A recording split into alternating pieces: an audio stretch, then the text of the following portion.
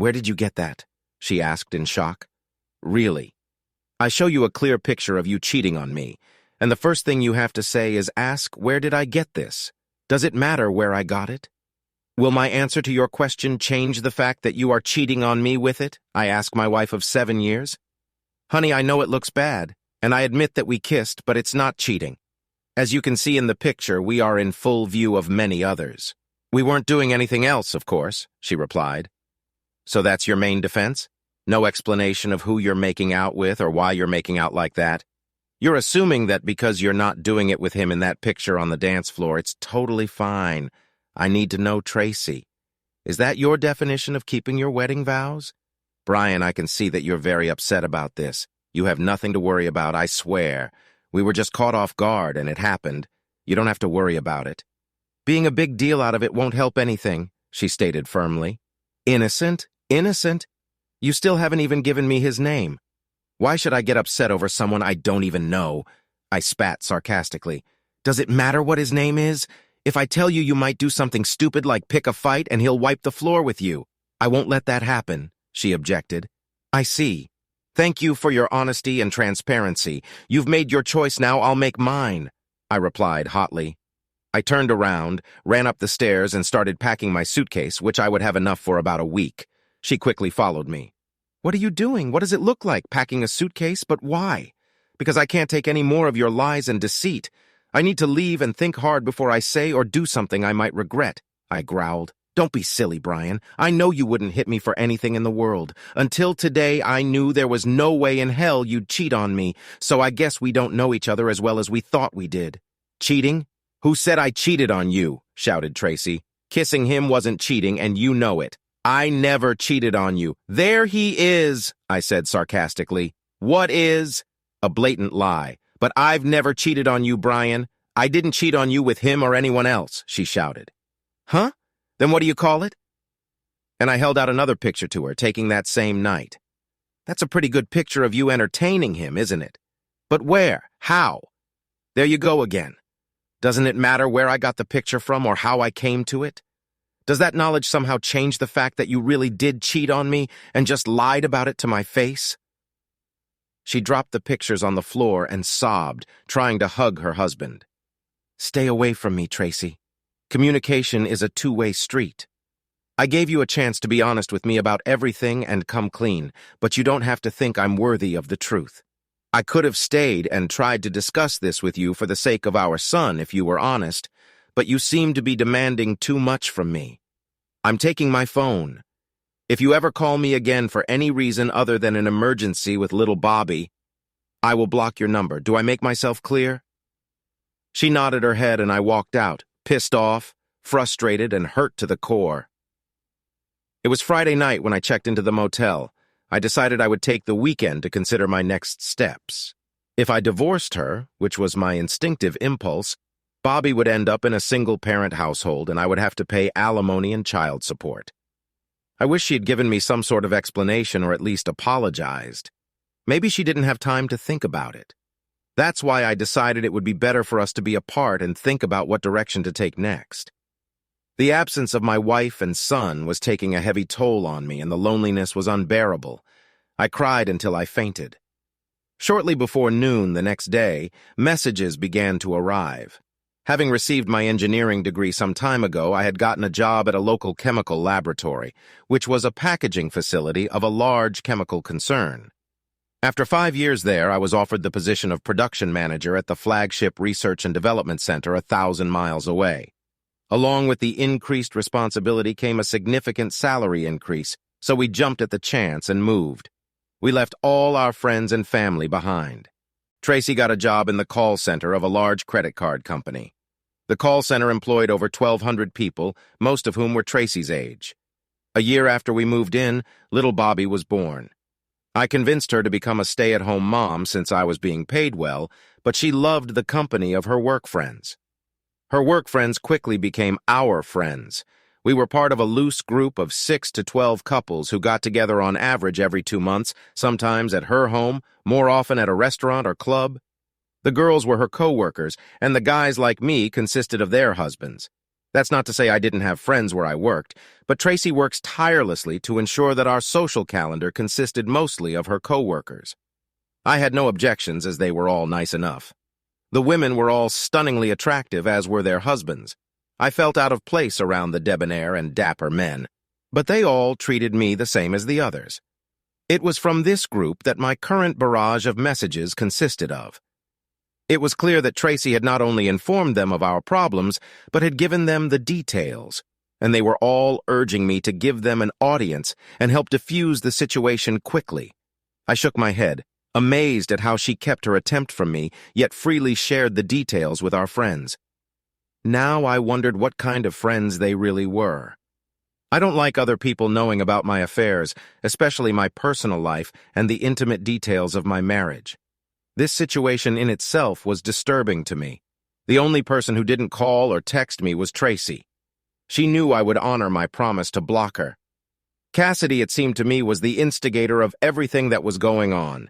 She was Tracy's best friend, and they were in on it like thieves. She wanted me to meet the group at her house on Sunday night at 6 o'clock. My analytical mind guessed that this could be some kind of trap. My car might be blocked, or the guys might try to prevent my escape if I decided to leave the meeting earlier than they wished. I texted back that I would meet them at Angus Steakhouse Restaurant. I could park my car so that it wouldn't be blocked, and in the context of a public restaurant, I could leave whenever I wanted. Effectively, they granted my request. I agreed to the meeting for several reasons. First, to get answers as to why Tracy did what she did. Second, I wondered what our friends thought about the infidelity. Whose side would they be on? And third, I wondered if any of them were somehow involved in her adventures. Did they know? Had they set it up? If they did know about her extracurricular activities, none of them shared their concerns with me. I never backed down in the face of confrontation. As an account manager, I face almost every possible challenge and know how to keep my cool in almost any environment. I looked forward to learning more so I could make an informed decision or put them on the spot. I left my car in the parking lot of a nearby store and walked over to the restaurant. I realized that the group had arrived much earlier than the agreed-upon time to discuss strategy and prepare for the confrontation. This amused me. There was only one seat at the set table, and it was next to Tracy. She immediately rose to greet me as I approached. I stopped her before she could reach me. "If you don't mind, I'd like to sit at the far end of the table, away from her if you all don't mind. But if you don't mind, I can comfortably sit at the other table," I explained. Cassidy spoke quickly before Tracy could respond. "Of course, Brian is okay with that." "Jared, how about giving Brian a seat at the end of the table? Please, Brian, have a seat. You're our guest tonight, so your dinner is already paid for. Why don't we all go ahead and order?" Our group was in a separate dining area of the restaurant used for overflow. They must have taken care to shield it from prying eyes. Everyone quickly placed their orders, and that task was accomplished. Before I let Cassidy or anyone else take over the conversation, I was determined to get at least one answer before moving on. I handed out 2 copies of the photo of Tracy and the mystery man kissing on the dance floor, one on the left and one on the right. I began. "You all seem very interested in Tracy and I settling our differences. I was shocked that she told our personal matters to someone before she and I even had a chance to discuss them on our own. But it just shows her continued disrespect for me and our marriage." Cassidy started to speak, but I interrupted her. "Before any discussion begins, I want an answer, and right now. Look closely at this picture. Do you see that man?" She refuses to give his name. I'm sure at least one of you here knows who he is. You all say you want to help us solve our problems? Well, what I need help with most right now is information. If none of you can be honest with me and provide the facts as they are, then we have nothing more to discuss. There was complete silence at the table. Even the talkative Cassidy hesitated to speak. Neither of them offered to say they didn't know the man, nor did they offer to tell me who he was. I had my own answer. "Thank you for your time. I hope someone is really hungry and can eat my steak. I've just lost my appetite. No one here seems interested in helping us repair our relationship. I apologize." I got up from the table and left. Tracy called out after me, begging me to come back, but no one else did. It was obvious that our friends were here, friends, not mine. Tracy, Cassidy, and the rest of the group were stunned. They had planned to have a reasonable discussion with me, but I had blindsided the entire meeting with my stubborn demand. It would take some serious strategy to get through to me, and they weren't ready for that at the moment. I didn't mention it at the restaurant, but I was on my way out of the motel. I stopped at a fast food joint and grabbed a bite to eat. When I got home, I talked to the babysitter Tracy had hired for the evening, paid her, and thanked her for her services. I then gulped down my food and began to quickly move my clothes and personal belongings into the spare bedroom. I had already been to the local hardware store over the weekend and bought a pair of locks with identical keys, similar to the ones on our front and back doors. I installed them on the spare bedroom door and the hall bathroom door, keeping only the keys for myself, not to avoid a verbal altercation with Tracy, but so she wouldn't try to physically seduce me in the shower or in the middle of the night when I was asleep. Once settled in the house, I happily played with my 3-year-old son, who was the light of my life, before bathing him and putting him down for the night. Tracy must have realized I was home because my car was in the garage when she pulled up to the house at 10:15 p.m. They must have had a real brainstorming session. Either she was with her lover again, and I had no idea which one was true, as sad as that sounds. She excitedly ran upstairs, happy to see me back, and found me in Bobby's room sitting in a chair watching my son sleeping peacefully, tears streaming down my face. I shushed her and waved her off before she entered the room. No need to disturb his innocent slumber. After I quietly closed the door, she tried to hug me, but I prevented her. Unable to bear it, she spread a smile from ear to ear. "I'm so glad you're back home where you belong. Let me make you something to eat. We have a lot to talk about. I've already eaten, but thanks for the offer. So where have you been all this time?" "Entertaining your lover again?" hinted I. "No, I just left the steakhouse. They can confirm that.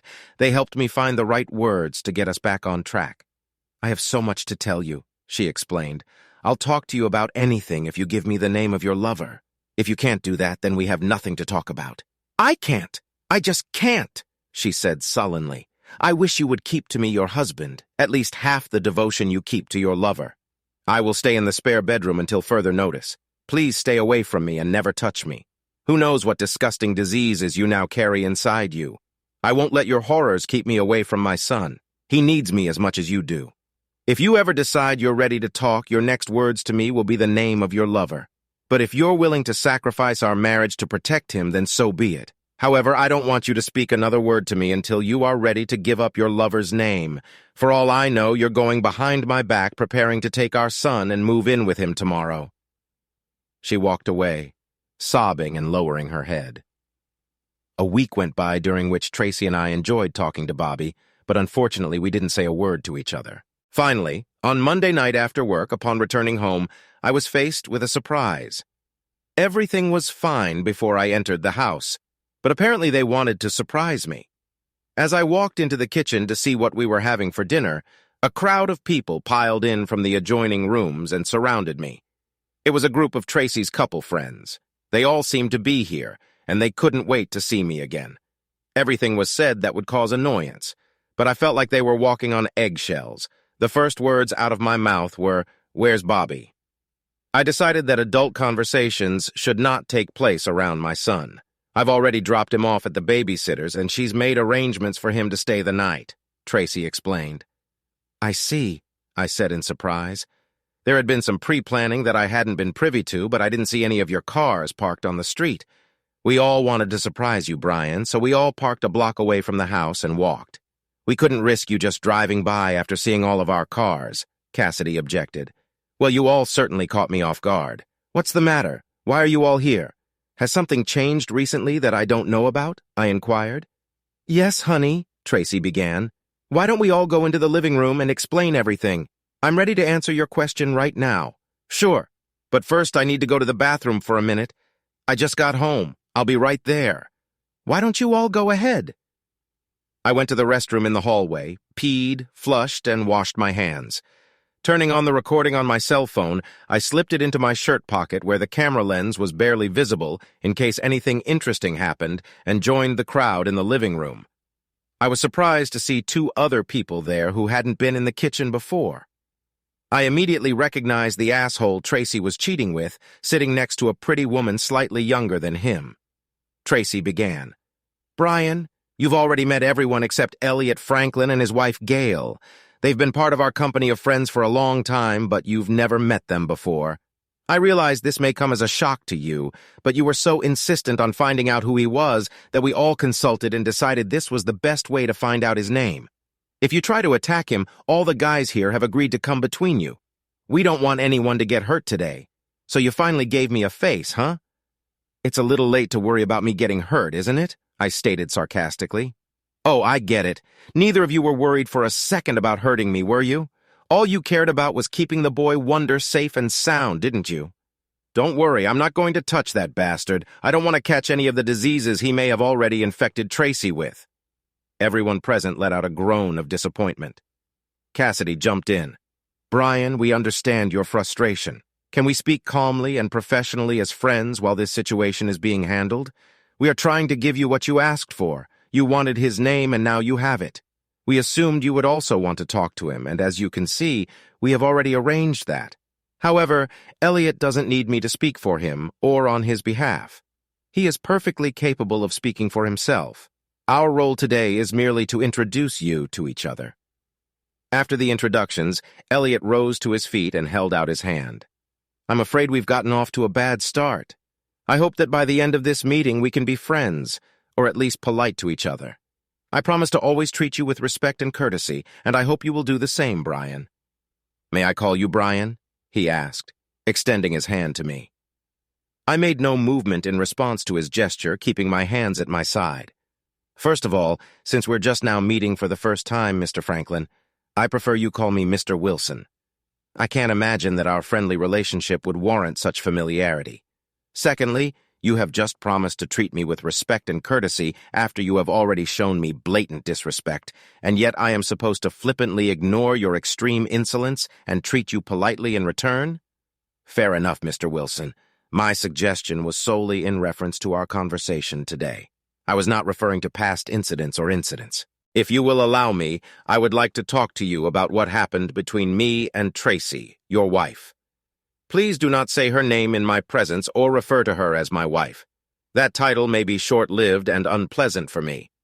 I am evaluating the pros and cons of divorce, which I am sure you are already aware of. How should I address her then, Mr. Wilson? You may refer to her as the woman I married, and for the moment I will accept that. Very well, Mr. Wilson. I would like to tell you what happened between the woman you married and me. I hope I can put the circumstances in a light that you will find acceptable. I am all ears, Mr. Franklin. Please enlighten me, I asked. The arrogant man took a deep breath and began to make his point. Look around this room, Mr. Wilson. What do you see? I will tell you what you see. You see a room full of exceptionally attractive women and men, including the woman you married, and yourself. Do you think that's a coincidence? Doesn't it strike you that your best friends, a group you've enjoyed socializing with countless times, turn out to be far more attractive than the average man or woman you meet? This group inevitably came together like birds of a feather. As the friendships grew, so did the intimacy and expressions of friendship. Every person in this room is in a happy, stable, and committed relationship. That is our first and foremost goal. When each person is confident in their relationship with their soulmate, we will realize that no forces on earth can separate us from each other. And every one of us here believes the same about you and the woman you married. He continued, Take my wife here, Gail. She is as great to me as any woman in this room, and we plan to spend the rest of our lives together. No man in this room, including you, will ever be able to take her away from me. And that knowledge gives me the confidence to share her with others for our good and the good of others in our group. We both learn and grow more than we could by remaining monogamous. It's an outdated and archaic term that no longer binds people together the way true love does, consisting of trust, intimacy, understanding, sharing, and opening horizons to great and beautiful things in our marriage. How nice for you and your wife, Mr. Franklin and the rest of this group, if they are all free to do this with each other without restriction. But that has nothing to do with me and the woman I married. Excuse me, Mr. Wilson, but didn't you just admit that you have less trust, understanding, and security in your relationship with the woman you married than every other couple in this room? Don't you see the tremendous benefit you both could derive and expand your relationship by opening yourselves up to that? And he spread his arms wide as if embracing everyone in the room. If what you say is true, Mr. Franklin, then you just called every woman in the room a whore, including the one I married. I am appalled that you so easily flummoxed and changed the morals of the woman I married. I find your actions regrettable and reprehensible. A gentleman never interferes in marital relations as you have done. I see where your flawed logic leads you, Mr. Wilson. Rest assured, this is not a one-sided approach. You, too, are being asked to embrace the concepts we all hold dear here. You could be with any woman in this room right now if you so desired. When you and the woman you married became part of our group, it was inevitable that you would be invited to participate with us in every way inclusively. If you hadn't told her off so harshly that evening, she had planned to broach the subject with you and discuss the potential benefits she felt this experience could bring. Mr. Wilson, the woman you married said you jumped on her with accusations before she had a chance to fully explain to you what it was all about. She panicked and retreated in defense, not knowing how to salvage a conversation with you in the adversarial atmosphere you presented to her. I am sure you will agree with everything we suggest as being beneficial to you and the woman you married. All that remains is to find a way that will make you feel more comfortable. I see, I said, as if seriously considering everything he'd said. Then I looked Tracy straight in the eye and asked, "Is all this true? You discussed all this with them without my knowledge, and then agreed to test the waters with Mr. Franklin to see if it was beneficial to us as husband and wife without even discussing it with me beforehand?" Tracy nodded nervously before explaining. "I've been told how wonderful it is to have such loose associations and how it improves and strengthens their marriages, and I wanted us to have the same. By participating in the experience with Elliot, I was evaluating the whole experience to see how it could improve our relationship, honey. Please believe that my love for you has never waned, and I only wanted to show you what I learned from him to convince you that participating in the experience would be good for both of us." Tracy smiled sweetly, realizing that this was the first real conversation I'd let her have with me since that night. "So you want me to believe that just one wonderful session with a super stud instilled in you the skills of an experienced prostitute? After all, it wasn't your first time with him, was it?" She lowered her gaze to her feet, unable to make eye contact, confirming my suspicions. Mr. Franklin jumped up again. "Don't you see, Mr. Wilson? You were able to help the woman who married you understand the benefits. You will also be able to participate in every way. Plus, there are other advantages you may not have even considered," he added. "I see. So you imagine yourself to be some sort of Casanova, eh, Mr. Wilson? I am a very experienced and attentive lover, and I am adept at taking less experienced lovers such as the woman you married under my tutelage. Through my experience, she will blossom, grow, and learn, and you will benefit from her new experience as well. Time spent with me and others will broaden her horizons. Please don't get defensive when I explain this to you. Everyone goes through periods in life when we become complacent and fall into a routine." I looked Tracy straight in the eye again.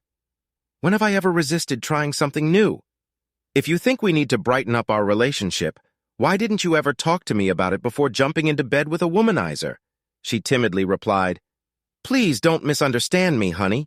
You're such a gentle and sweet lover, and that's what I need most of the time. But sometimes I want things to be more forceful and direct. That's exactly what Elliot showed me. He in no way tried to replace you in my heart. He's your physical opposite. All I could do was keep myself from lashing out at the guy and trying to destroy him. If I allowed the thought that Tracy and I could repair our relationship and make it work for my son, it was forever lost." A hurricane raged inside me, pounding relentlessly in my chest. Outwardly, however, I appeared calm and unperturbed.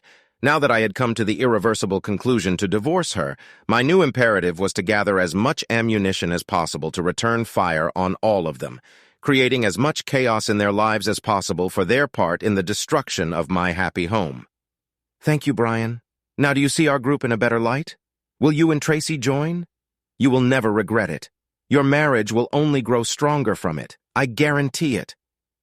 As much as it pains me to say it literally, I grinned.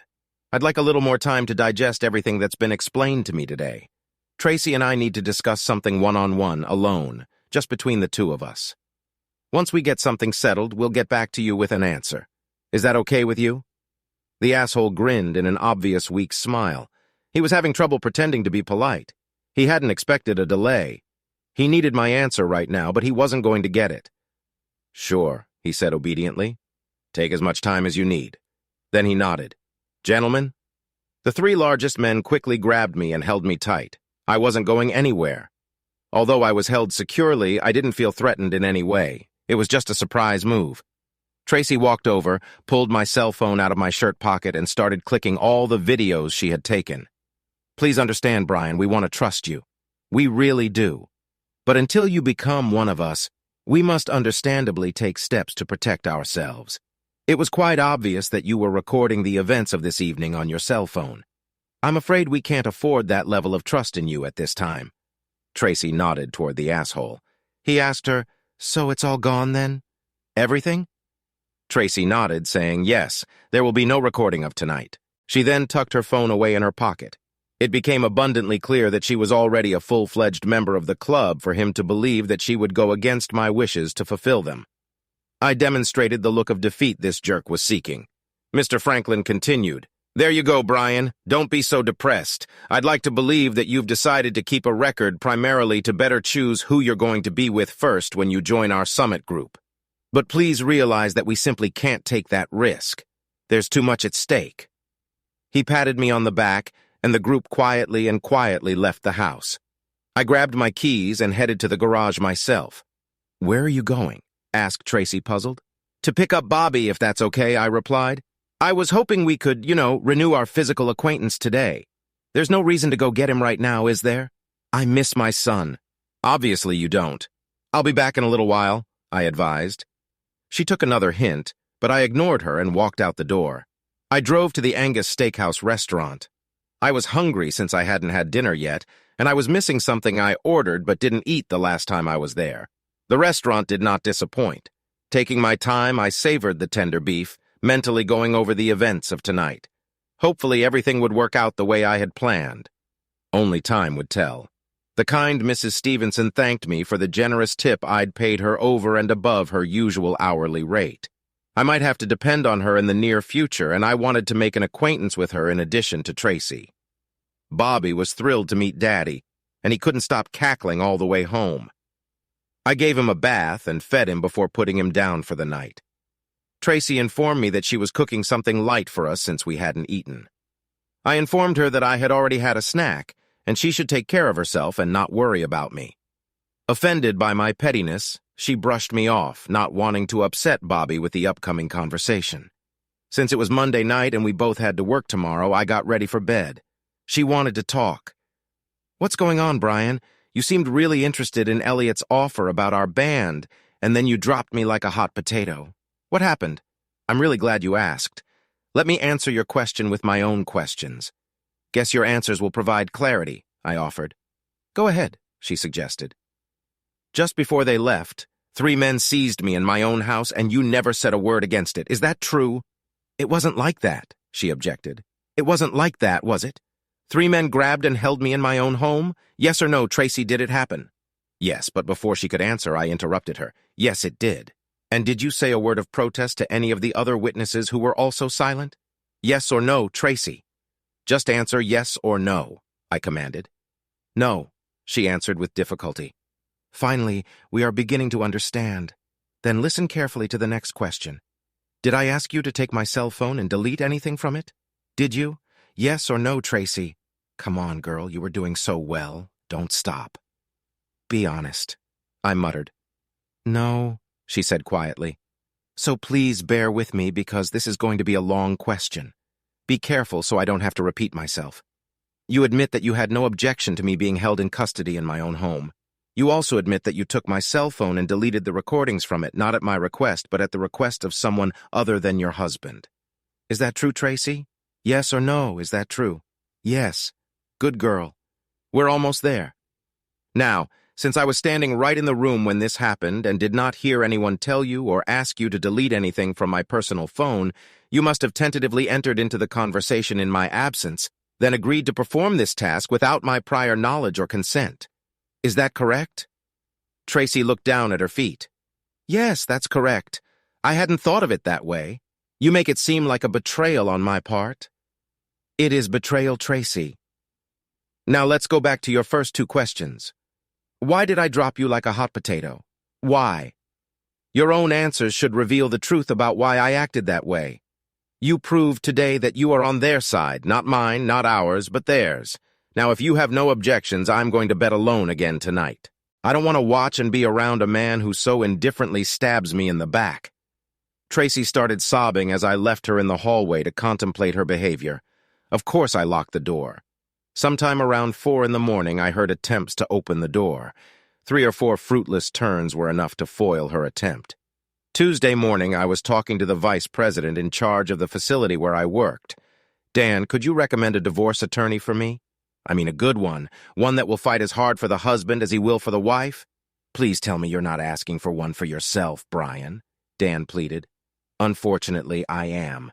I assume a man of your position should be aware of such matters. You seem to know the rest, I grinned. I'm good friends with Ted Russ. He's our contact with the firm that handles all of our legal matters. I'm sure he can give you the name of a good man. Let me give him a quick call and get back to you right away. Thanks, Dan. And no need to talk, Brian. This will remain just between you and me. I respect the other person's personal space. I don't know how good that feels to hear. Thank you, Dan. On Ted's recommendation, I called B. Thorenson's office and set up an appointment for 2:30 that afternoon. It turned out that it was not the letter B, but B, that is Beatrice. She informed me that her caseload was 70% women and 30% men, but as soon as she agreed to take on a case, she took it on immediately and fought hard for her client despite the formidable circumstances. She didn't take me long to convince her of the validity of my position as an injured party, and she was happy to take me on. She warned me that I would be paying child support for 15 years until Bobby turned 18. But college expenses are usually factored into these cases for the benefit of the child. I explained that I had no problem providing for my son, but I was hoping for at least 50-50 the joint custody either once a week or every other month. She can't promise anything, but will fight hard to get those terms. As for child support, she said I would likely be on the hook for 3 to 5 years depending on which judge we get. Because of the income disparity, the general result in this state was 1 year of alimony for every 2 years of marriage up to 20 years of marriage. Thereafter, it was limited to 10 years. Although I would have to put up with it, the thought of paying her to have fun with idiots pissed me off. Expecting our family to grow, Tracy and I rented the house we'd lived in for the past 4 years and diligently studied house plans and vacant lots on which to build our dream home. I had accumulated quite a few sketches depicting the elements that were to be part of our special retreat. Now all those dreams were nothing more than smoke. At least the house didn't have to be sold, divided, or fought over. Bobby, at his tender age, wouldn't be attached to any particular dwelling. So if Tracy continued to rent the house, it wouldn't matter to me. I knew I'd never sleep in the master bedroom again, knowing it had been contaminated by that asshole. Who knows how many times he had already managed to crisp in the bed with her before I discovered her infidelity? B explained that the average divorce in our state is 8 months if uncontested, and a year if contested. I was really hoping I would fall into the 8-month number. Being bound in the bonds of marriage to a traitorous whore held little appeal for me now that my decision to divorce Tracy was clear. B also explained that there was no financial benefit to filing a declaration of infidelity, but she said that a declaration could be helpful if there was a disagreement over custody. She stated that she could have the paperwork ready for service as early as Thursday afternoon. I asked her to have Tracy serve the papers at work on Friday at 10 a.m., where many of her friends and colleagues could witness the event. After the divorce issues had been resolved and a fee agreed, I asked her about possible living arrangements until the divorce was finalized. What questions do you have, Brian? My only concern is time with my son. In this early formative period of his life, 8 months to a year can seem like an eternity to both him and me. I don't want to be an absent father to him any more than necessary. Would it not be illegal or inappropriate for me to continue living in the same house with her to maximize my time with him? While that's not uncommon, Brian, it can be quite a challenge. How so? First of all, when she is served with the divorce papers on Friday, she will be extremely unhappy with you. If you are in close proximity to her home, she will likely rain fire and brimstone down on your head. Are you prepared to face the woman's wrath? Absolutely. I'll be able to easily share my emotions when she gets a summons because in my mind we'll be legally separated and I'll be able to treat her indifferently as she's been treating me lately. And that brings me to my next point, Brian. You may well not want a divorce. Very often, cheating wives want to have their cake and eat it too. Letting you go may be an impossible task for her, and she may do everything she can to prevent it. But this is a legal process, right? She can't bend the law to her will just because she feels like it. You're right, of course, but she could make a mess of things, be informed her. How so? If you enter into a conjugal relationship at any point before the divorce, the time limit will reset to 0, and the clock will start ticking from a new beginning, and you'll have to wait another 8 months, she said. The state will view your marital relationship as your desire to end the divorce process. That will never be a problem for me, although I can easily envision Tracy trying to lure me into her bed to disrupt the process. I have an iron will be. I won't give in, I said firmly. You don't have to, she insisted. All Tracy has to do is claim that you had an affair, and unless you can prove otherwise, which is virtually impossible, the clock will be turned over whether you were married or not. The judge will have a hard time believing your claim that you were never intimate with her, yet you lived together under the same roof. I've seen it happen before, Brian, and I strongly advise against it, I countered. Let me ask you this. If she does make such a statement, would she have to give specific details such as time, place, etc.? I don't mean intimate details of the hypothetical session itself, but dates and times that I could refute. Yes, she wants to, but again, it would be your word against hers, and the judge would likely believe her, especially if she was tearfully persuasive. Leave it to me. Thank you, B. You've been a great help to me. I then talked to her about another legal issue I would have to deal with immediately after the divorce. Tracy usually gets home a half hour earlier than I do, so it was no surprise to find her cooking dinner in the kitchen. Contrary to my custom, I avoided the kitchen and headed upstairs to take a shower. Since I started using the hall bathroom, she had fewer opportunities to trap me. I took a change of clothes with me to the bathroom. It was time to start practicing living separately under the same roof. When I emerged from the bathroom fully dressed, she was waiting for me in the hall. Dinner will be ready in a few minutes. Tracy is already sitting in his high chair in the kitchen. You smell nice and fresh, she said coquettishly. I'll be right down, thanks, I replied, ignoring her remark and unlocking my spare bedroom door. The tension was palpable, but she didn't say anything sarcastic. As we ate, she began. I'd like to explain that we made a cell phone deal last night. Knock yourself out, I said calmly. While you were downstairs evaluating potential partners, and the three of us were alone upstairs. Elliot informed me that he knew you were recording the events of that evening, and that it would not be fair to let everyone be exposed to the professional risk you could expose the group to with the video. The right thing to do would be to eliminate the threat. He said they couldn't leave there that night until the threat was neutralized. Not knowing if you had the password on your phone, they were willing to take it with them and return it later when it was cleared. Elliot suggested that I could prevent all of this by deleting the records myself in your presence. I see. And why did they believe you were capable of such a thing towards your husband? Because I gave them my word, Brian. I don't understand. Understand what? Didn't you give me your word to be faithful to me on our wedding day? There was silence after my remark. I was glad for it. Darling, I don't want you to think that I'm on their side. That's not the case at all. It isn't? What if the circumstances had been different? What if those three men had grabbed you in our house? Do you think I would have just stood by silently and let them do it? What other choice did you have, Brian? The three of them could have easily taken you, silly. That's true. But that knowledge wouldn't have stopped me. Hell, it wouldn't even have slowed me down. I might have been defeated, but only after I'd done a lot of damage myself. I would have fought for you because I would have been on your side, not theirs. We were a team, you and I. Last night you didn't act like my wife. You acted like one of them. I'm sorry you don't understand me, Brian. I explained about the cell phone. I don't know what else to say. There's nothing more to say, is there? I joked. About that subject, you're right. How did you find those pictures, Brian? I'd like to know. I'm sure you would. Wouldn't it be interesting if one of your friends turned out to be not as dedicated to your cause as the other members of your group? What if one of your coworkers turned you into me and delivered those pictures to my office? How would you feel about that? Who, please tell me who? A man or a woman? she asked urgently. "I can't tell you, Tracy. Why not?" "I gave my word," I said with a wide grin. I could see she wasn't getting anywhere with her questions, so she decided to broach another topic. "Did you enjoy watching?"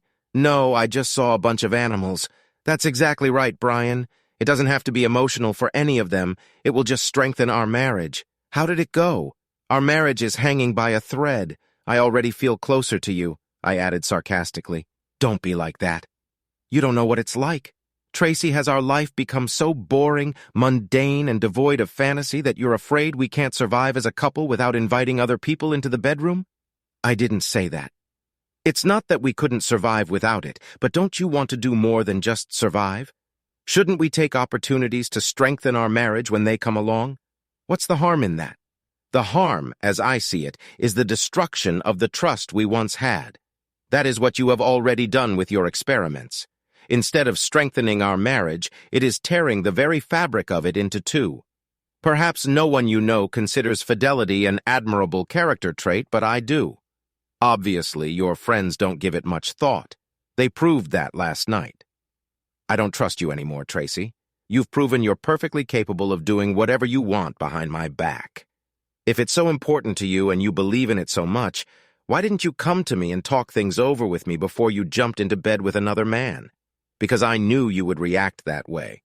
I thought that if I could participate and realize the benefits of it first, then I could bring everything I've learned to you and we'd be better for it. When you see the improvements in me, I thought you would realize the value of it and agree with me wholeheartedly. So you and this smug asshole consider yourself supreme in enlightenment and understanding? Believing that low lives like me should be spoon-fed to slowly comprehend the life truths you both somehow instinctively grasp. How elitist of you to graciously allow your superior knowledge to trickle down to this lowly peasant. I didn't realize how lucky I was. Sarcasm was in my every word now, and she caught it. She said, "Why don't you let me show you what I've learned? I've adopted some techniques from Elliot and watched Gail closely last night, as you asked. The purpose of this whole process is to improve our love life, not destroy it. Let me show you what I can do right now. I swear you won't regret it," she enthused. "Every time I look at you, I cringe. It's not conducive to me wanting to kiss you anytime soon. All you're going to offer me is a whore who freely shares with other men what used to belong only to me." "Only yours?" "You don't own me, Brian, and I never have and never will," she said defiantly. "You're absolutely right. I never claimed to own you. I mistakenly assumed you were mine because you said you gave yourself to me. And now you've taken your words back and given them to another man. You've broken something in me, Tracy, and I'm not sure it can be fixed." She started sobbing again. Needless to say, that was the last conversation I had with her until Friday. All of my free time was spent with Bobby. I didn't hesitate to change his diaper and never once asked her to help me with him. We were almost playing a game of who bathed him the most. Everybody seemed to enjoy the constant attention, and I was happy about it too. Over the next few days, I researched the names of Elliot and Gail Franklin. I hoped to find their connection to the group. But I came up almost empty-handed. In public records, I found one Elliot Franklin, a homeless man who had been arrested for soliciting people for money downtown. The photo and age didn't even come close to the one who had entertained Tracy. I'll try to find out more about them. I decided to have Tracy over at 10 a.m. on Friday morning because I was attending a meeting of the local chapter of facilities managers. We usually meet every quarter for 4 hours, including lunch. Numerous contractors sponsored this event to advertise their services at the various facilities represented by members.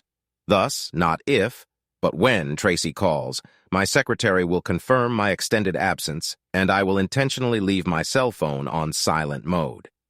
The only call I answered would be an emergency call requiring my attention at work. I wasn't avoiding Tracy at all. I just wanted to give her time to get over the initial shock before talking to her. When I eventually returned to work, I took her call, leaving numerous messages. I could hear her quickly moving out of sight as she started talking to me.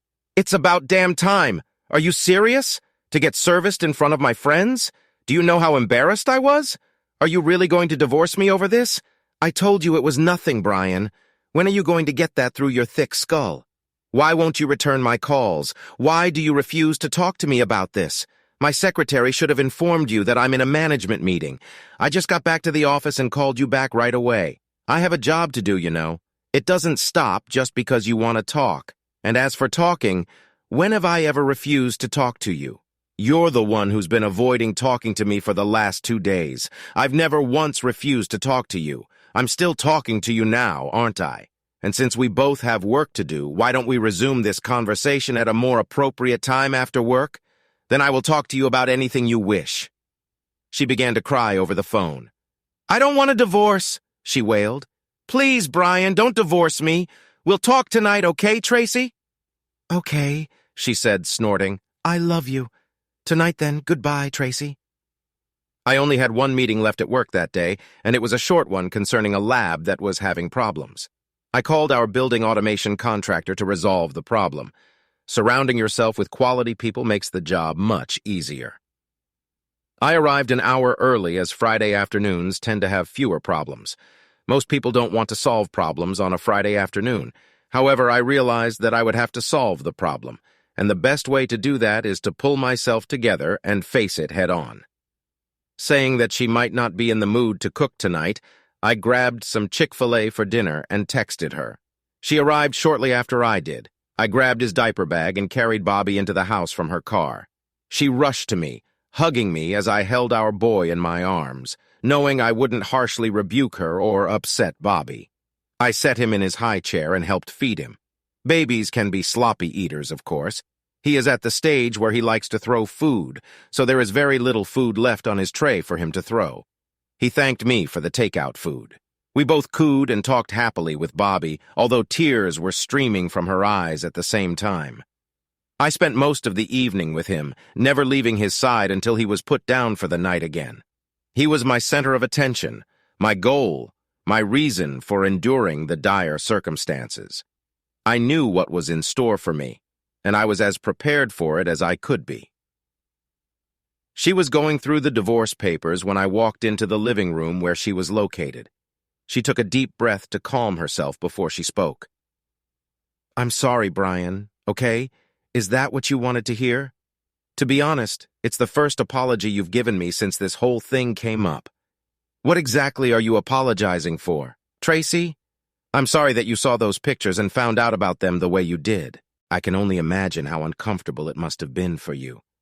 I see. You're sorry I found out, but not sorry you cheated on me. I see. Don't say that. Elliot said that once you realize the benefits of our association, you would come around and accept our group on an intimate level because you would be given the freedom to be with other women, just as I am with other men. Naturally, that's what he said. It seems you and Elliot both suffer from the same mistake of not consulting me on matters such as infidelity. It's a shame you trust his words about my character more than mine. Contrary to popular belief, Elliot is not a keeper of information about me or our marriage. He may be an expert on many things, but as far as knowing me is concerned, he's a failure, just as you are apparently. Look, darling, I realize now that I acted wrongly. You're right. I should have talked to you first before getting involved without your knowledge.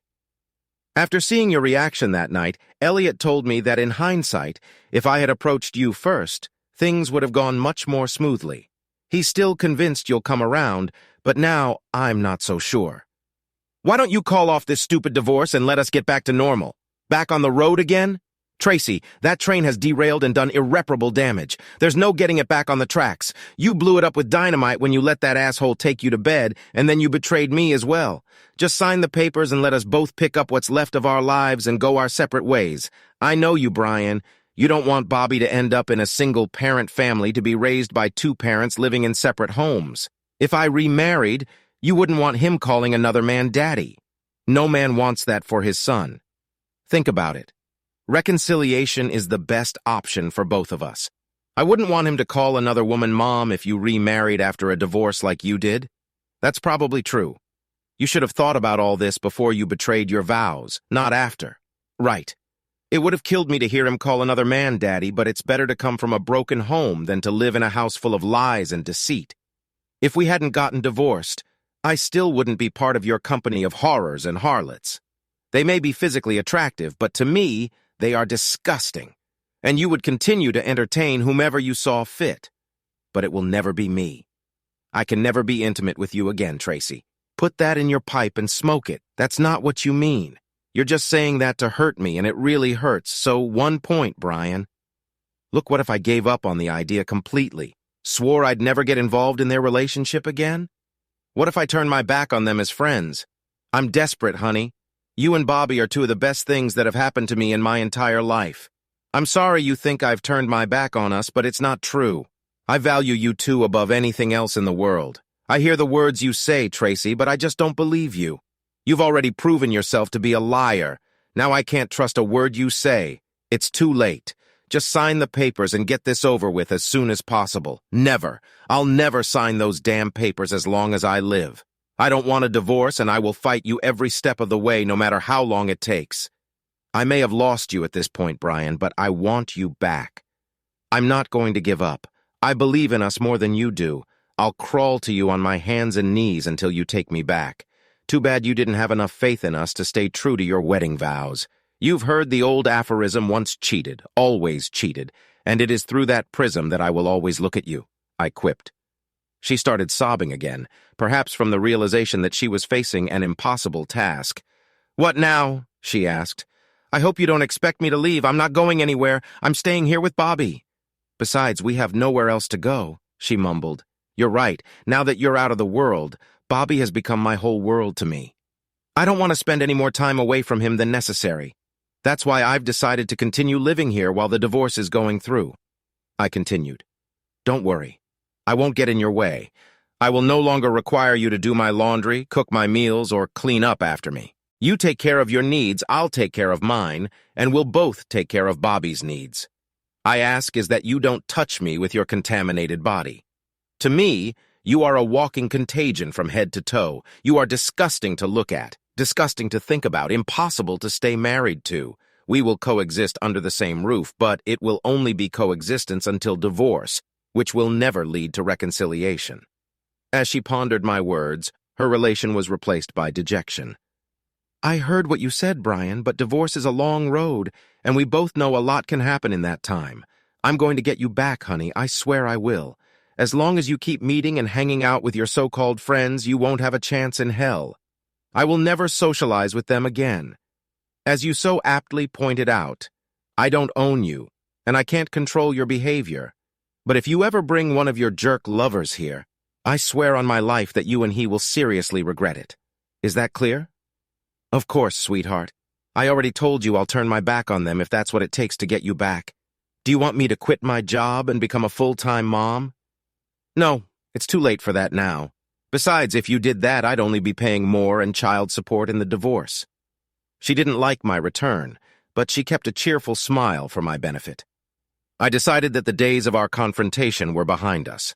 There was nothing she could say now that would make me lose my temper and berate her again. We'd both had enough of insults and innuendo. I could be professional both at work and at home. I decided to treat this as a temporary business arrangement. Nothing was going to stop me from spending time with my son. For a few weeks, we communicated politely, saying only what was necessary. Surprisingly, we agreed to several suggestions from my attorney B.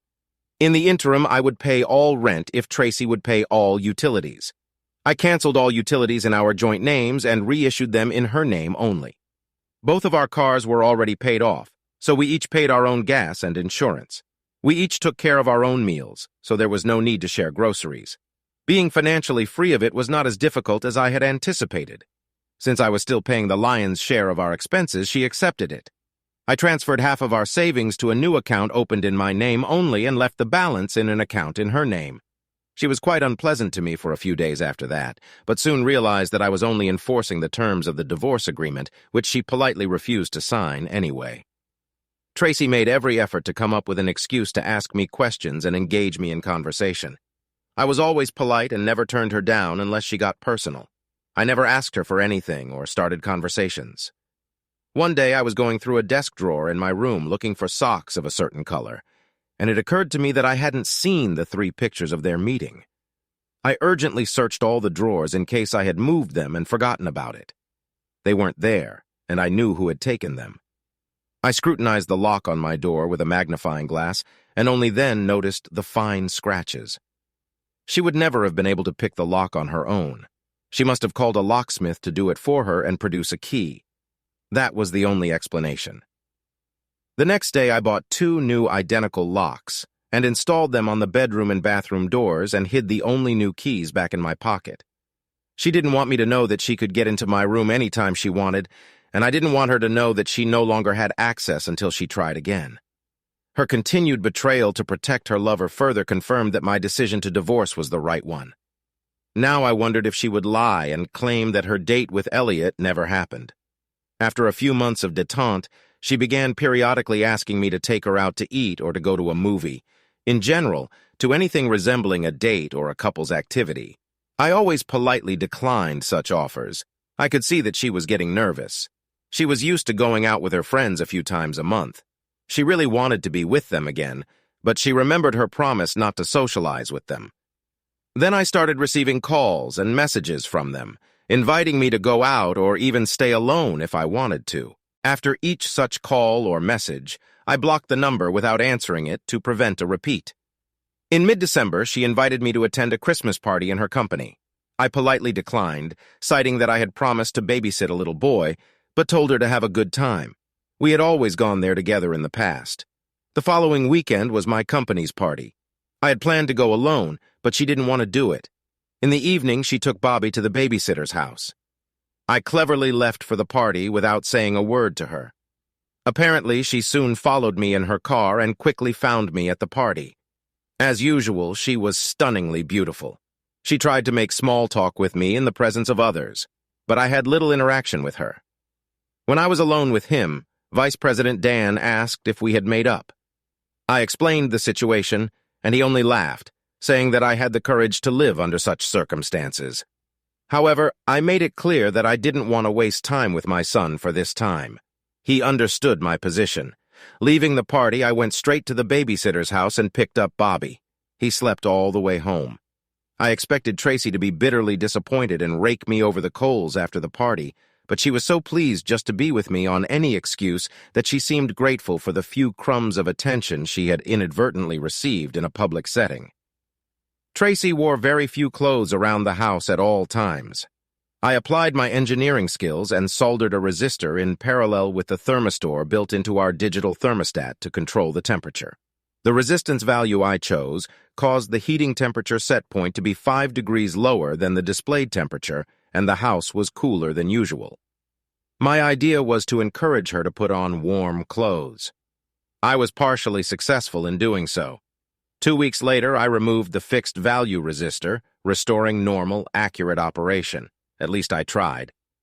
5 months after it was serviced, she informed me that she was going to have dinner with Cassidy, her best friend, on Saturdays if I didn't mind watching Bobby.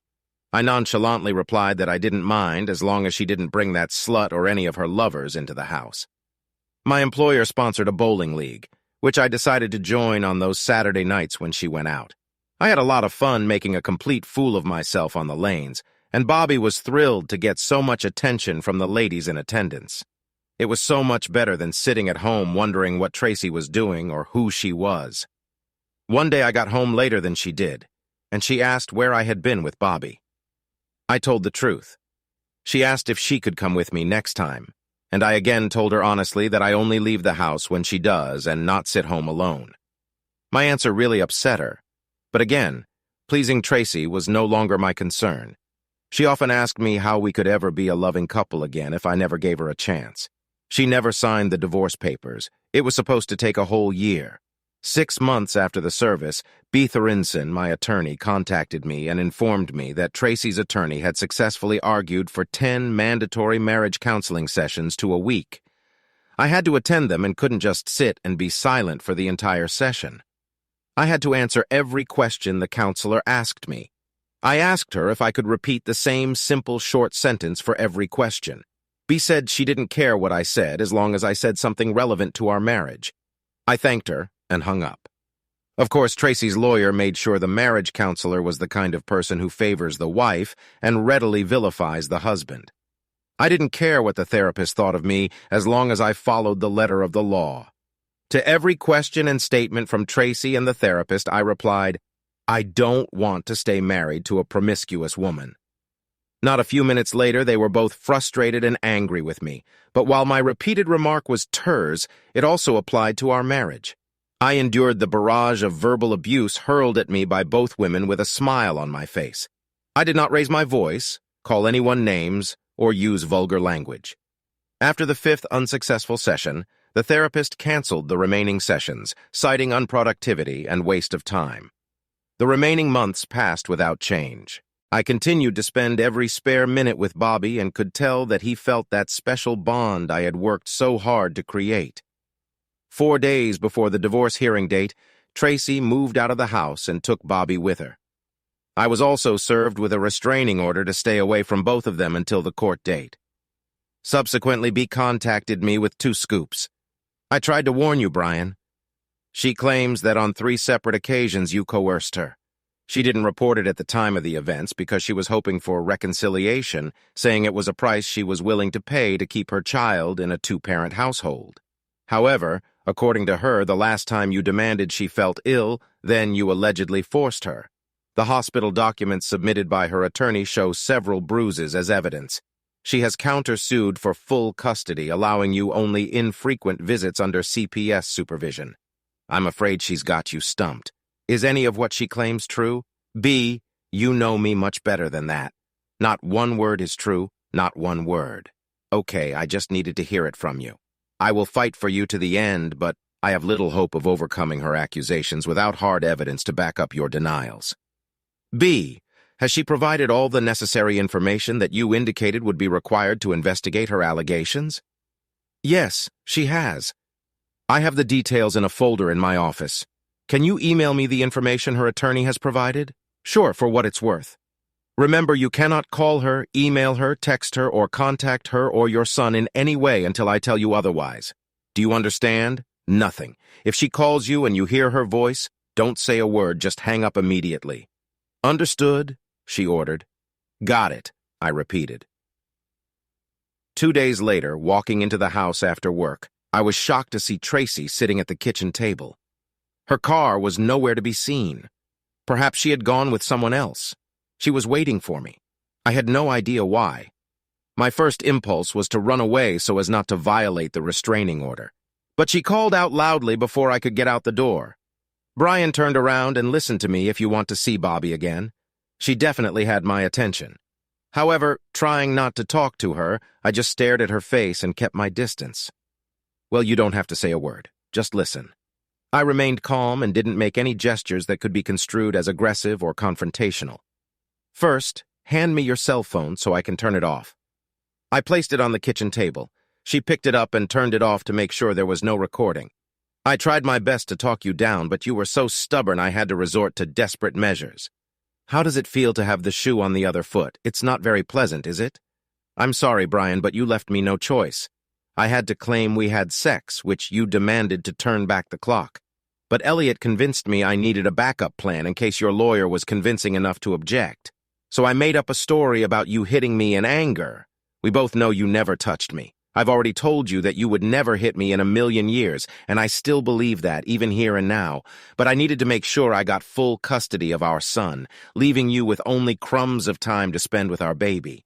It pains me to be so cruel to you, Brian, but it puts me in a unique position to negotiate with you. Tracy cleared her throat and continued. If you cancel the divorce, make it go away, and voluntarily agree to us joining our group of friends as they have generously offered, then I will lift the restraining order, move in with you, and we can resume our happily married life. Bobby would not be born into a single-parent family. He would be raised by both parents living happily under the same roof. Think about it, Brian. What's not to like? I promise you'll get used to it quickly. I'd love to show you the new tricks I've already learned right here and now if you want. Perhaps that would be too soon. What do you say, Brian? Why don't you get off your high horse and live with me in the real world for a change? I swear you'll have a good time. I looked her straight in the eye. I let her know I was seriously considering her offer. So if I go with you and your friends, are you saying you won't limit my access to Bobby in any way? Why on earth would I come between a loving father and his son? You know as well as I do that the kid loves you more than he loves me. He asks for you all the time, and it breaks my heart to tear him away from you. I say yes, Brian. Just say yes, and all our problems will go away. she encouraged. First I lost you, then my son. My life is unbearable. I miss Bobby madly. I want to be with him so badly, I cried. One word from you will fix everything, Brian, and everything will be restored, she assured me. Give me time to think things through. I need to do some mental gymnastics to figure out how to share you with other men. I just need time, okay? Baby, I've got you figured out. You always analyze everything with your engineering mind.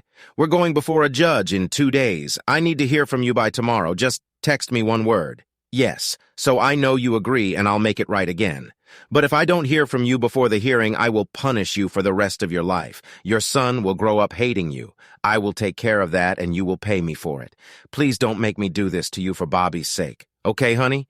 Do the right thing for him. That bitch hit me where it hurt the most. My son. Nothing else in the world means as much to me as this little boy. I'll answer as soon as I can. For now, please leave, I insisted. She walked past me with a smirk on her face. She knew she had me by the balls. I held my breath until I heard the door close. Looking out the window, I saw a shiny Lexus pull up quickly next to her. The driver, of course, was asshole Elliot Franklin. He must have a huge boner for her to go to such lengths to accept her into his group. I had a lot to think about. B informed me that my presence at the divorce hearing was not required. My presence wouldn't change the outcome, but I wanted to be there. As I left the men's room to head to the courtroom, Tracy appeared out of nowhere in his room. You had your chance, you stupid moron. I'll tear you to pieces in there. Your son will never know your name and will grow up calling another man father. I will marry a real man who is not so insecure, who trusts and believes in me and our marriage, who is willing and open to new experiences unlike you. Then she spat in my face and hurried away, escorted away by the stares of the onlookers, who wondered what heinous crime I had committed against such a beautiful woman. I took a handkerchief and wiped my face. Entering the courtroom and taking a seat in the back, I waited my turn, hoping that my lawyer was at least half as good as her reputation. I had a lot on my plate for today. While I waited my turn, it was interesting to hear about some of the crazy divorce cases. I noticed that those who represented themselves really had fools as clients. Our case wasn't heard until 1 p.m., which made for a long day. Tracy was called to testify first, as she had filed a restraining order and made accusations against me for mistreating her. The divorce was a minor issue. I listened intently as she recounted everything I was accused of, including dates, times, and specific locations of the alleged assaults. This was her chance to get custody, child support, alimony, child support, and maybe even jail time because, oddly enough, the prosecutor had yet to file formal charges against me. I said nothing as she tearfully recounted her horrific attacks on me. My attorneys silently drew images of flowers in the margins of the notes presented to her. Tracy's lawyer skillfully wove a coherent picture of my violent temper and unsuitability as a parent or guardian of a vulnerable toddler. He explained that Tracy had done her best to reconcile before my latest attack. She claimed that I had falsely accused her of infidelity and that my jealousy had destroyed our marriage and our family. She now agreed that divorce was the best option for her and the child. After the attorney laid out his arguments and rested, B smiled politely, taking her turn with Tracy. I want to clarify and confirm for the record that you are absolutely certain of the dates, times, and locations of the attacks you accuse Mr. Wilson of. Can you be wrong, Mrs. Wilson? B looked at him intently. No, ma'am, I understand everything perfectly. My attorney recommended that it was mandatory that I fully document the events should such situations arise, and I wrote everything down on a calendar I kept in a stash. I see. So you swear under oath that the allegations you are making against my client are accurate and true? Yes, ma'am. I wish I could say otherwise, but the truth must be told. Tracy snorted tearfully in response. No further questions, Your Honor. Be informed, the judge. You may step out now, Mrs. Wilson. Thank you, Judge Cora Feldman advised Tracy. She and her attorney seemed stunned that my attorney had not questioned her more thoroughly. Her smirk addressed to me as she got up to leave the witness box said it all. She knew it was a win-win. Even my lawyer hadn't challenged any of her statements. She was ready to fulfill her promise to me, to turn my son against me. I shuddered at the thought. Your Honor, I would like to call Mr. James McMahon to the stand to testify, B asked. The judge nodded in agreement, and a plain man with no face took a seat up front. Tracy and her lawyer conferred, and she just shrugged. He was obviously unfamiliar to her. Please state for the record your full name, sir. Be asked. James Winford McMahon. Thank you, Mr. McMahon. May I call you James? Jim, please call me Jim. Of course, thank you, Jim. Could you tell the court where you work and what the nature of your business is? Yes, ma'am. I own and operate McMahon Investigative and Security Services. Jim, would you please tell the court how you met my client, Mr. Wilson? Yes. He approached me about 14 months ago, concerned about his wife, Mrs. Tracy Wilson. He suspected her of infidelity but had no proof. We offer private investigative services to confirm or disprove such suspicions, and he immediately utilized our services. I see. And what did you discover during your surveillance of Mrs. Wilson, Jim? We were able to gather evidence of her infidelity and provided him with 3 photographs of her in bed with another man. Were the photographs you provided him with the only existing copies of her dating? No, ma'am. We store all photos and videos in secure cloud storage. We are well aware of the need for chain of evidence and are fully licensed agents respected in this and several other circuit courts. We have all of the originals. Mr. Wilson has only been provided with copies. And do you have other copies of these same images, sir? Yes, we do, right here. I can confirm that they are copies of the uncorrupted originals. Thank you, Jim. Your Honor, if it pleases the court, we would like to admit into evidence these 3 copies of the original photographs taken by McMahon Investigative Services. The judge accepted the photos, reviewed them, nodded, and handed them to the bailiff for processing. Thank you, Your Honor. So, Jim, is that the end of your association with Mr. Wilson? No, ma'am. He was concerned that her affair with an unknown gentleman might be an ongoing affair and asked me for guidance on how to determine if it was an ongoing affair. I recommended that Mr. Wilson install hidden miniature surveillance cameras and microphones throughout the house that could be monitored at all times. Such devices could record phone calls, secret meetings, and graphic images of infidelity. And Mr. Wilson hired your firm to do this for him? Yes, ma'am. We installed the equipment the very next day while Mr. and Mrs. Wilson were at work. Objection, Your Honor, Attorney Tracy protested. I see where this is going, and before this case goes any further, I ask that you declare inadmissible all evidence obtained through those despicable hidden cameras. Mr. Wilson could have easily edited or altered any of those recordings to make the circumstances play out the way he wanted and smear my client. That is unconscionable. Judge Cora Feldman heard the objection and looked at B. Before I rule on your objection, Counselor, I'd like to find out if there are grounds for it. Attorney Thorenson? Thank you, Your Honor. Jim, could you explain to the court the nature and type of surveillance system you installed in Mr. Wilson's home at his request? Of course. All of the cameras transmit data wirelessly to a laptop computer hidden in a subfloor under the house. The laptop is connected to a wired Ethernet hub that continuously streams all collected data to our secure cloud servers. Mr. Wilson does not have access to the raw records. The laptop does not store any local records or files other than the web address to which streaming content is sent and stored. The only way for Mr. Wilson or anyone else to access these files is to contact my firm. I strongly recommended this option to him to ensure that the chain of evidence is constantly monitored. Of course, we provide Mr. Wilson with information that we believe is useful to him and inform him of the circumstances after reviewing the records. All of Mr. Wilson's involvement with the system is limited to the monthly replacement of the batteries in the camera transmitters. Judge Feldman smiled at Jim and nodded. I've seen you in my courtroom before, Mr. McMahon. Your firm has an excellent reputation. The objection is overruled. Thank you, Your Honor. Be cheered. Jim, you heard the testimony of Tracy Wilson accusing my client of assault. She held out a piece of paper to him. Here are the dates and times of the alleged assaults as portrayed by Tracy Wilson. In your opinion, Jim, do you think her accusations have any merit? No, ma'am, they don't. What makes you so sure, Jim? When your office provided us with those specific dates, times, and locations, my staff went back and reviewed the archival recordings made on those dates and at those locations at Mr. Wilson's home. In all cases, the recordings show a fairly quiet home where Mr. Wilson is happily playing with his son, and Tracy Wilson is alone in another room of the house. There was peace and quiet in the Wilson home at the time of the alleged assaults. There were no incidents of violence recorded on the video footage. Tracy and her attorneys seemed interested in the stains on the floor. There was no eye contact. Her case was a wreck. Jim, can you offer any additional information regarding the allegations she made against Mr. Wilson? Yes, ma'am, I can. I have here a transcript of a phone call made by Mrs. Wilson the day before she moved in. It's only her version of the conversation, of course, but in it, she clearly says that she hates to see her husband, whom she says she loves very much, being treated this way, but that someone else beating her up so she could claim it was him is quite obvious. She has stated that she is going to use this as leverage against him to convince him to give in to her wishes.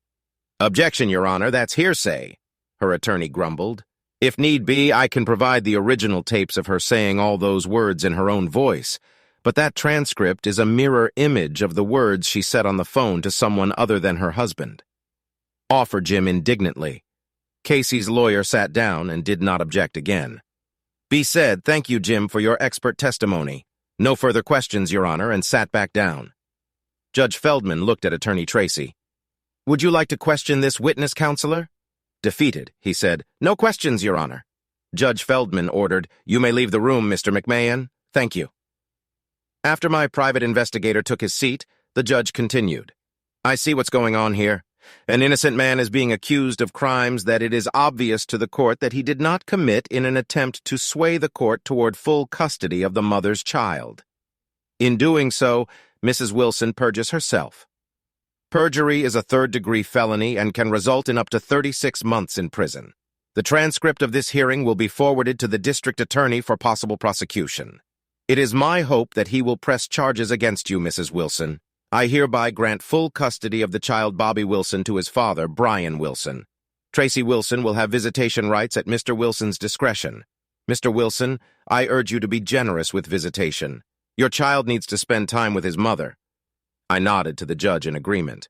She continued, As for child support, I am inclined to award it, given how ruthlessly Mrs. Wilson has treated her husband.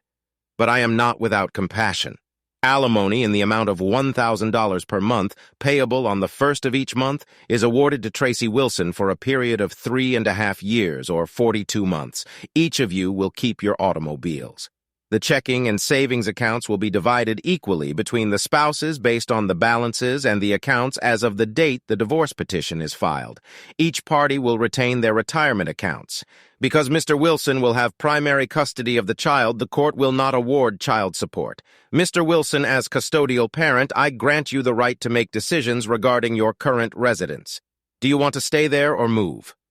I stood up. Your Honor, I have no desire to live there any longer than necessary. Tracy can continue to rent the house if she wants. In any case, I'm moving out. Very well, Mr. Wilson. The lease on the present residence will be left to Mrs. Wilson. Mrs. Wilson? Tracy staggered to her feet and rose to her feet. You have a maximum of 8 hours to return the child to Mr. Wilson.